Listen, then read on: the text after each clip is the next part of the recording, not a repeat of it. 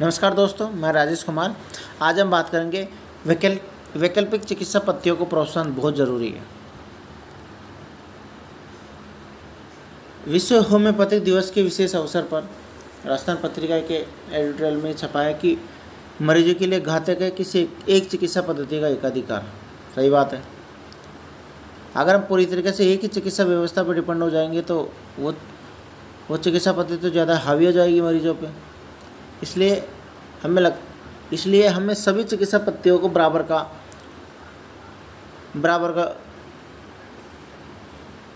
योगदान लेना चाहिए, जिससे उनका प्रोत्साहन भी बढ़ता रहे।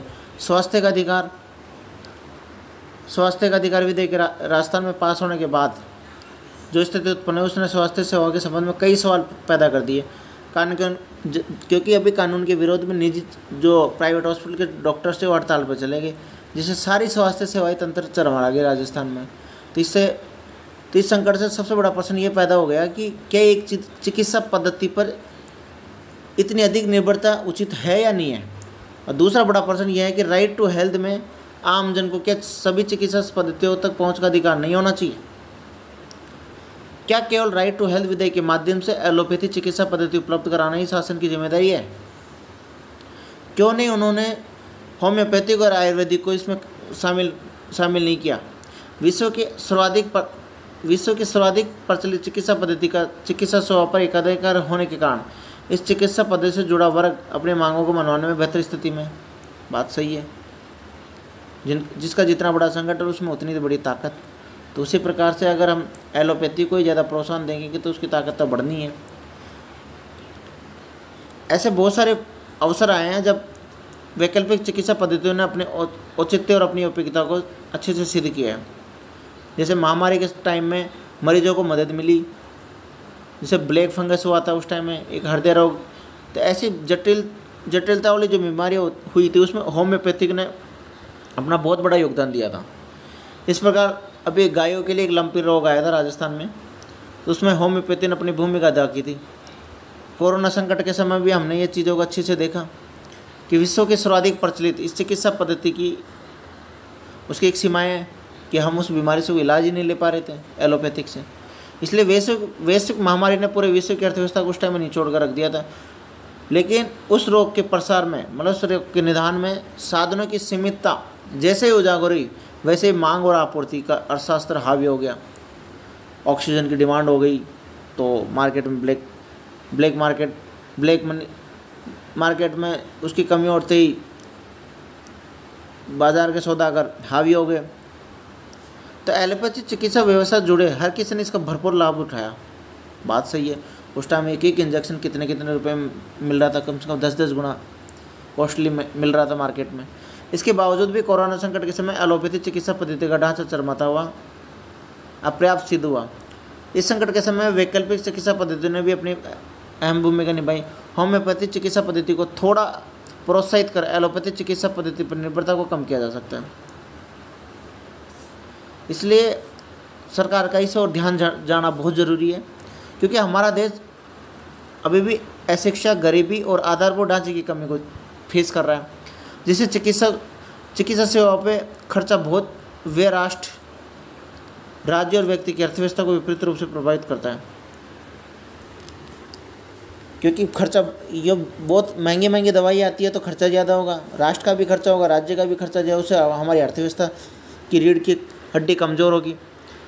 ये गत अनुभवों ने सिद्ध किया है कि एलोपैथी चिकित्सा पद्धति न केवल महंगी चिकित्सा पद्धति है बल्कि संपूर्ण चिकित्सा पद्धति भी नहीं है। ऐसी स्थिति में इस तरह की संकटों की स्थिति में महंगे और अधूरे चिकित्सा सिस्टम पर निर्भरता दूरदर्शिता नहीं हो सकती। ऐसे में होम्योपैथी के ऐतिहासिक अनुभव और वर्तमान संकटों की स्थिति में जूझने के सामर्थ्य को देखते हुए चिकित्सा पद्धति को उचित स्थान दिए जाने की आवश्यकता है। कुल मिला के होम्योपैथी को भी एलोपैथी की तरह प्रोत्साहन देना बहुत ही ज़रूरी है, जिससे एलोपैथी की निर्भरता कम हो और होम्योपैथी को भी बराबर अपना प्रोत्साहन मिलता रहे। क्योंकि होम्योपैथी भी एक वैज्ञानिक और तार्किक चिकित्सा पद्धति है, तो वो भी चाहेगी कि मुझे भी एक समानता का अधिकार मिले। एलोपैथी चिकित्सा पद्धति राज आश्रम में पनपी है, बड़े बड़े आश्रम में पनपा, इसलिए लगातार शासन का पोषण उससे ही मिलता है। सरकार को वैकल्पिक चिकित्सा पद्धतियों को इस प्रकार प्रसारित करना चाहिए जिससे लोगों का विश्वास पैदा हो। वैकल्पिक चिकित्सा पद्धति के ढांचे को मजबूत बनाने के लिए बहुत अधिक खर्चे की आवश्यकता नहीं है। इसके लिए केवल एक दीर्घकालीन नीति अपनाई जाने की आवश्यकता है। इस नीति के अंतर्गत शासन वैकल्पिक चिकित्सा पद्धतियों के बारे में लोगों को जागरूक करे और स्कूल के पाठ्यक्रम में भी वैकल्पिक चिकित्सा पद्धतियों के सिद्धांतों के जानकारी का समावेश हो, ताकि लोग ये जान सकें कि एलोपैथी के अलावा भी इलाज के कई तरीके हैं। नीचे के स्तर के स्वास्थ्य कार्यकर्ताओं को वैकल्पिक चिकित्सा पद्धतियों को प्रशिक्षण, उनको ट्रेनिंग दी जानी चाहिए, उन्हें प्राथमिक चिकित्साओं के योग्य बनाए जा सके। इसके लिए यूनिवर्सलाइजेशन ऑफ होम्योपैथी जैसे अभियान को संस्थागत रूप से चलाया जाना चाहिए। RGHS, अभी राजस्थान में RGHS और चिरंजीवी जैसी सरकारी योजनाओं का ढांचा एलोपैथी के अनुरूप भी बनाया गया है।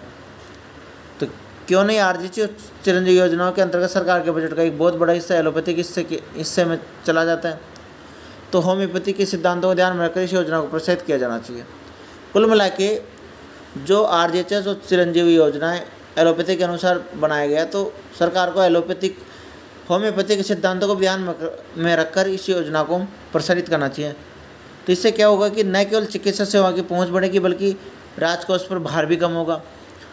होम्योपैथी को RGHS और चिरंजीवी योजना में शामिल करने से राजकोष पर वित्तीय भार कम होगा, क्योंकि ये एलोपैथी की तुलना में होम्योपैथी काफ़ी सस्ती है।